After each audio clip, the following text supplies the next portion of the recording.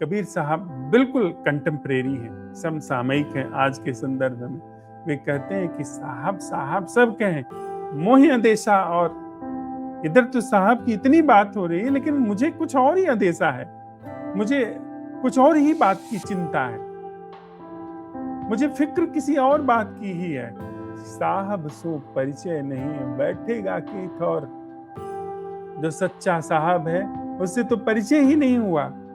जब उसी से परिचय नहीं हुआ तो ये जो साहब साहब करने वाला है, इसकी जड़ कहाँ है? ये किस जगह पर बैठ करके पूजा करेगा? यह किस जगह पर प्रार्थना करेगा? अगर साहब ही झूठा निकला तो ये जो पुजारी है, ये जो प्रार्थना करने वाला है, यह जो भक्त है, ये जो साधना करने वाला है, ये जो साधु है, साधक है, यह झूठा है। बैठेगा कि ठौर, किस जगह पर बैठेगा, किस एंगल पे वो विद्यमान होगा, कौन सी जगह पर वो प्रस्तुत होगा?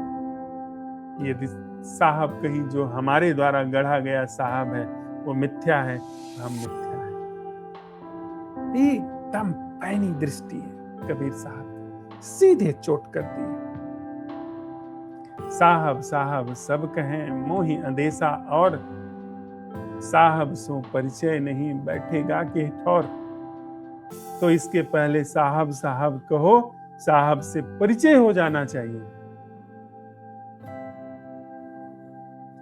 साहब से परिचय दिलाने वाले लोगों ने कहा कि साहब की बात छोड़ो, पहले खुद को जानो, तुम कौन हो? कहते हैं कि खुद को जानने में वह जान लिया जाता है। अप्पा एव परमप्पा, भगवान महावीर की वाणी में आता है कि यह जिसने खुद को जान लिया, उसने पार ब्रह्म परमेश्वर को जान लिया, उसने सत्य को जान लिया। जिसे आत्मज्ञान हो गया, उसे परमात्मा का ज्ञान हो गया।